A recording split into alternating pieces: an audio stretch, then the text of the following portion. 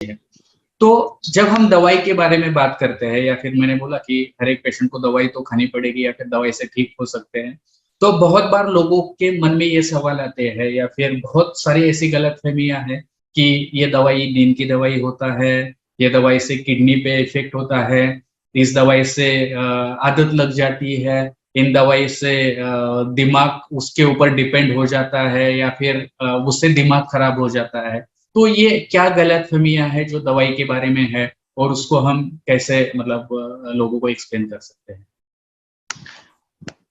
अभी हमें ये एक चीज समझना जरूरी है कि जैसे कि अलग अलग शारीरिक बीमारियां रहती है और उनके अलग अलग तरीके के इलाज रहते हैं, वैसे ही अलग अलग मानसिक बीमारियां रहती है और उनके अलग अलग तरीके के इलाज रहते हैं। फॉर एग्जाम्पल, अगर हमें डायबिटीज हो जाता है तो काफी बार हमें पता रहता है कि शुगर कंट्रोल करने के लिए हमें दवा लेना पड़ेगा, और वो जो दवा है वो काफी लंबे समय तक चलेगा। बीपी के लिए भी हमें यही पता रहता है कि बीपी होने के बाद हमें बीपी का दवा उम्र भर लेना पड़ेगा। हार्ट का बीमारी होने के बाद भी वही हाल रहता है। पैरालिसिस होने के बाद भी वही हाल रहता है। दूसरी तरफ, अगर आपको कोरोना हो गया है तो 15-20 दिन दवा लोगे ठीक हो जाएगा, टाइफाइड हो जाए 5-6 दिन लोगे ठीक हो जाएगा। वैसा ही साइकेट्री के मानसिक बीमारी की जो समस्याएं रहती है वो अलग अलग रहती है और उनका ट्रीटमेंट ड्यूरेशन भी अलग अलग रहता है। हर किसी को गोली चालू होने के बाद जरूरी नहीं है कि जिंदगी भर गोली खाना पड़े और गोली के ऊपर वो डिपेंड रहे। सिंपल सी बात रहती है कि अगर आपको बोलना है कि किसी चीज का आपको आदत लग गया है, तो उसके लिए एक सिंपल क्राइटेरिया रहता है कि आप अगर उसको आदत बोलते हो तो सबसे पहले उसका जरूरत नहीं रहता तब आप सेवन करते हो, और वो सेवन बाद में कंटिन्यू होता है और बढ़ते जाता है। इसको हम आदत बोलते हैं। जैसे कि उदाहरण के तौर पर, हम बचपन से बड़े होते जाते हैं तो हर किसी को हम बोलते नहीं है कि चाय लेना जरूरी है और चाय के बिना आपका जिंदगी नहीं कटेगा। लेकिन कुछ लोग ऐसे रहते हैं जिनको दिन भर में 2 बार, 4 बार, 6 बार, 10 बार चाय चाहिए रहती है। हालांकि चाय नहीं पियेंगे तो वो मरने नहीं वाले हैं, उनको कुछ होने नहीं वाला है, कुछ नहीं होता है। वैसे ही कोई बीमारी अगर रहेगा तो हम दवा चालू करते हैं, पहले से ही दवा नहीं चालू करते हम। जैसे कि डायबिटीज रहेगा तो दवा चालू होता है, बिना शुगर के आप दवा नहीं चालू करते। तो ये मानसिक बीमारी का दवा भी आपको तकलीफ होने के बाद चालू करते हैं, तो इसके ऊपर आपका आदत लगने का सवाल ही नहीं आता है, क्योंकि आपको तकलीफ पहले चालू हुआ है और बाद में आपका दवा चालू हुआ है। तो इसको आदत नहीं बोल सकते, क्योंकि ये आपका बीमारी का हिस्सा है, तो इसको ट्रीटमेंट देना जरूरी है, तो ही ये आपका बीमारी ठीक हो सकता है। आदत किस चीज की लगती है? कुछ नींद की मेडिसिन रहती है, उससे आदत लग सकती है। ये नींद की मेडिसिन सभी पेशेंट को नहीं दी जाती, हालांकि मैं ये बोलता हूँ कि काफी हद तक नींद की मेडिसिन पेशेंट को नहीं दी जाती है।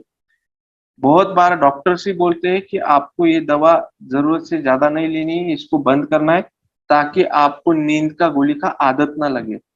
तो ये जो नींद की गोलियां रहती है इनकी आदत लग सकती है, इसलिए काफी बार साइकेट्रिस्ट, मानसोपचार तज्ञ आपको नींद का गोली जितना जरूरी है उतना देने के बाद बंद करते हैं।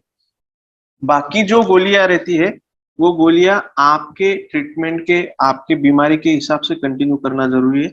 कुछ बीमारियां रहती है जिसको 6 महीना ट्रीटमेंट लगता है, कुछ बीमारियां रहती है जिसको साल 2 साल ट्रीटमेंट लगता है। और हाँ, कुछ बीमारियां ऐसी है जो अगर बार बार होती है तो उसको शायद लंबे समय तक, कई सालों तक इलाज करना जरूरी है। ये हर एक पेशेंट से, हर एक बीमारी से हम बोल सकते हैं कि अलग अलग रहता है। जरूरी नहीं है कि एक ही पेशेंट को जो दवा चालू है वही दूसरे को चालू रहेगा, एक को जितने दिन चालू है उतना ही दूसरे को चालू रहेगा। तो ये गलतफहमी दूर करना जरूरी है। किसी बाजू वाले को दवा चालू है और वैसा ही मेरे को चालू हो गया तो मेरे को भी जिंदगी भर चालू रहेगा, ऐसा नहीं है। किडनी लीवर के बारे में सिंपल से चीज बताऊंगा। कोई भी दवा जब बाजार में आती है, मतलब मेडिकल में आती है, या जब वो पेशेंट के लिए आती है, तो वो बहुत बड़ी स्क्रूटिनी से जाती है। ये पूरे वर्ल्ड में दवा, पूरा स्क्रूटिनी उसका होता है, उसका चेकअप होता है, और फिर वो मार्केट में आती है। तो वो सेफ नहीं रहेगी तो वो मार्केट में नहीं आती है।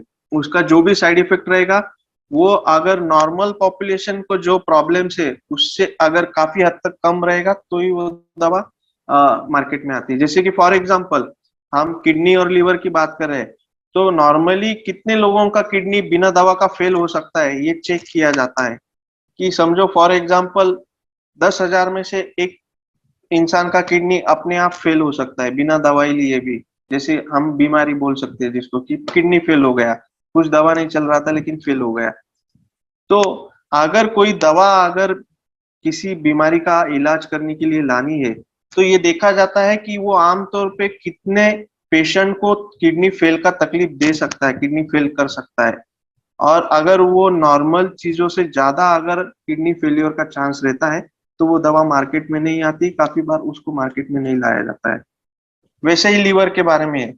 हम सीधा एग्जांपल रहते हैं कि हमारे अ, भारतवर्ष में सीकेडी जो हम बोलते हैं किडनी का क्रॉनिक डिसीज है, उसके मैक्सिमम किडनी फेल्योर का कारण क्या रहेगा, तो काफी सारे लोगों को पता है नहीं है, मुझे पता नहीं।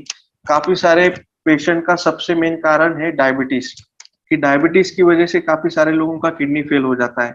जितना किडनी फेल डायबिटीज से होता है, उतना किडनी फेल साइकेट्री छोड़ो कोई दूसरे भी दवा से नहीं होता है।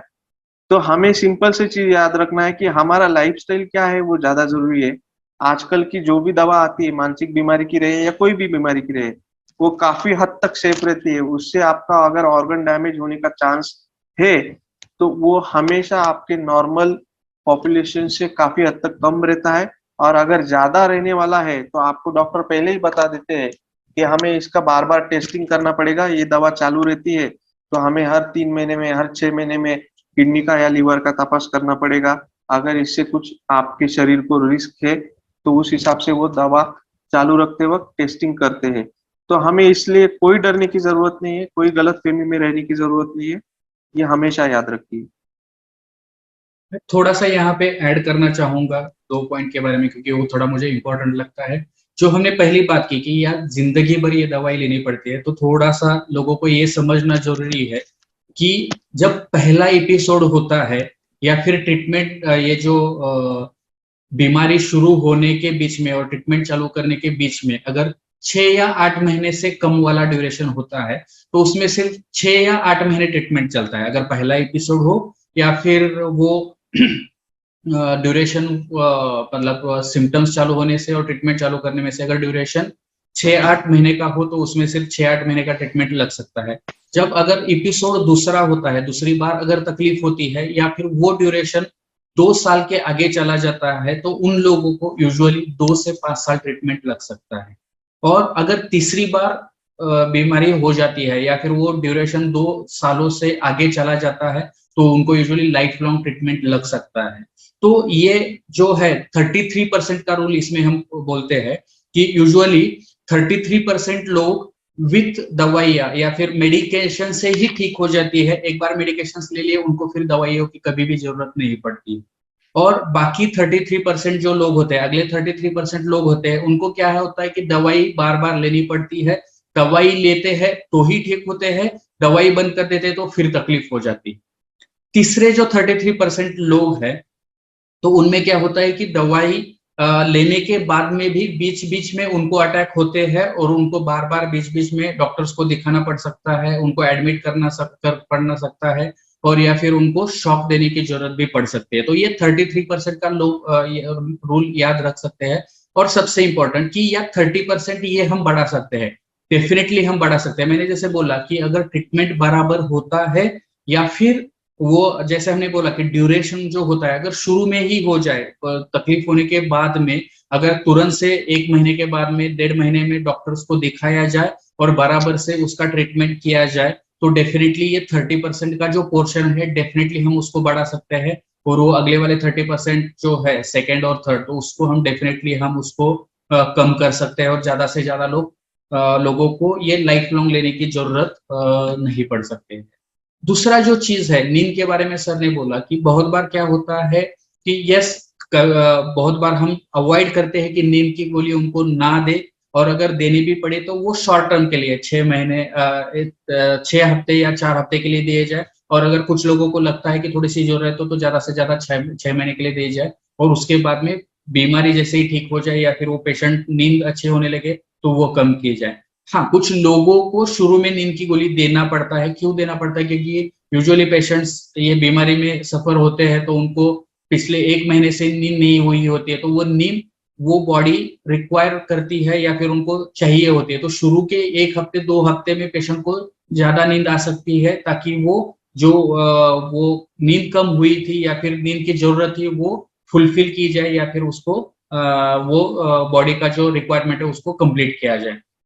दूसरा, जब पेशेंट वायलेंट होते हैं, मारते हैं, तो उनको थोड़ा सा सेडेट रखना जरूरी होता है। तो उस टाइम पे सिर्फ डॉक्टर बता के वो दवाई चालू करते हैं। तो ये थोड़ा सा लोगों ने समझना जरूरी है कि हर दवाई नींद का दवाई नहीं होता है, जरूरत पड़ने पर ही दी जाती है, शुरू में दी जाती है, और वो विथ टाइम वो उसको कम करके बंद किया जाता है।